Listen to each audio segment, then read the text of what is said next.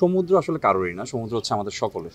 সমুদ্র মারমেডের না, সমুদ্রে আমাদের দখলের কোনো প্রশ্নই আসে না। তবে যেই জায়গাটুকু পর্যন্ত আমাদের জায়গা আছে খতিয়ানভুক্ত, সেই জায়গাটা পর্যন্ত আমাদের জায়গা ছিল। এর বাইরে যে জায়গাটা ছিল, একবার আমাদের এখানে আজকে থেকে প্রায় গত বছরের শেষের দিকে একবার আমাদের ইওনো মহোদয় এবং যারা গণ্যমান্য ব্যক্তিরা আছেন সবার মাধ্যমে আমরা এটা মেপে আমাদের জায়গাটা ওখানে ক্লোজ করে দিয়েছি।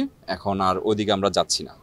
এর পাশাপাশি যেটা হয়েছে, আজকে ট্যুরিস্টের ডিআইজি আবুল মাহমুদ স্যার আসলেন, ভিজিট করলেন, উনি নিজে দেখে গেলেন। কারণ অনেকে অনেক রকমের কথা বলে, তো তার মধ্যে দিয়ে যে সকল প্রবলেম আমরা সবসময় ফেস করি ওগুলোর বাইরে এসে উনি স্বচক্ষে দেখে গেলেন এবং আমাদেরকে আমাদের গাইডলাইনটা দিয়ে গেলেন।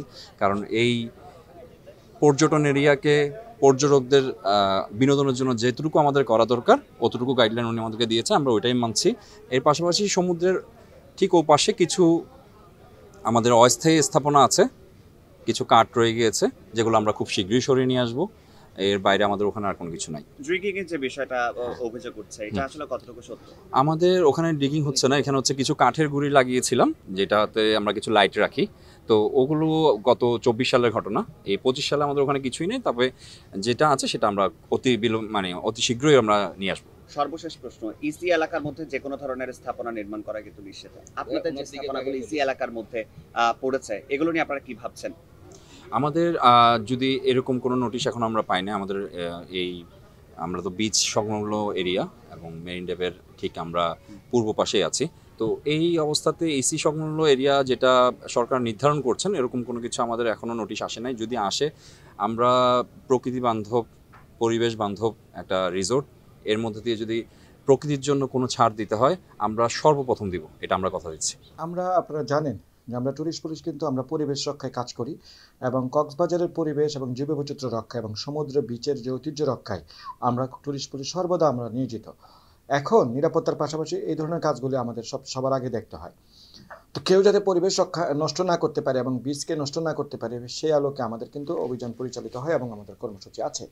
তো আমরা কয়েকদিন ধরে আমাদের কাছে মেসেজ আসছে এবং আমরা যে তথ্যপাত্র পেয়েছি যে মারমেড তারা যে তাদের সীমানা পেরিয়ে ব্রিজ নির্মাণ করে আমাদের যে সমুদ্র বিচ দখল করেছে এবং সেখানকার যে সে বনকে তারা দখল করে বছরের পর বছর ধরে ওনারা ব্যবহার করছে, নিজেদের সম্পত্তি হিসাবে ওনারা এটা দাবি করছে।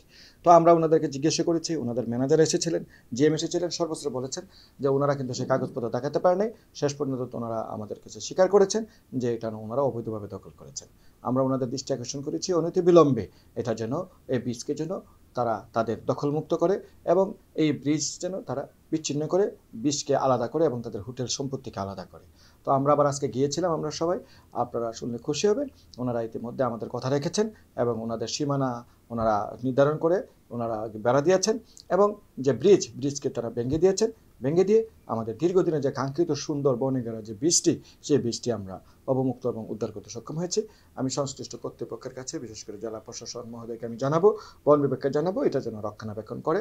এটা একটি সুন্দর একটা আলাদা একটা দ্বীপের মতো একটা বীজ, ইনশাল্লাহ এটা আর কেউ দখল করতে এবং মারমেড কেন কাউকে অবৈধ দখল করতে দেওয়া হবে না। এবং শুধু এটাই নয়, বীচ এবং বন যারা অবৈধ দখল করতে চাইবে তাদের বিরুদ্ধে ট্যুরিস্ট পুলিশ শক্ত অবস্থানে যাবে। সিন্ডিকেট যত বড়ই হোক, যেই হোক, কাউকে এ বিষয়ে ছাড় দেওয়া হবে না। বান্ডেল থাকলে প্রতি সেনমানিতে টাকা বাঁচবে। বিকাশ সেনমানি বান্ডেল কিনে জিতুন প্রতি লেনদেনে। শুরু হয়েছে standard charter channel I agro অ্যাওয়ার্ডের 10ম আয়োজনের মনোনয়ন গ্রহণ। এবার নতুন ক্যাটাগরি বছরের সেরা ছাদ কৃষক সহ মোট 13টি ক্যাটাগরিতে পুরস্কার প্রদান করা হবে। মনোনয়ন গ্রহণ চলবে আগামী 15 জুলাই 2025 তারিখ পর্যন্ত। বিস্তারিত জানতে ভিজিট করুন www.agroaward.com এবং ফোন করুন 018737000556 এই নম্বরে।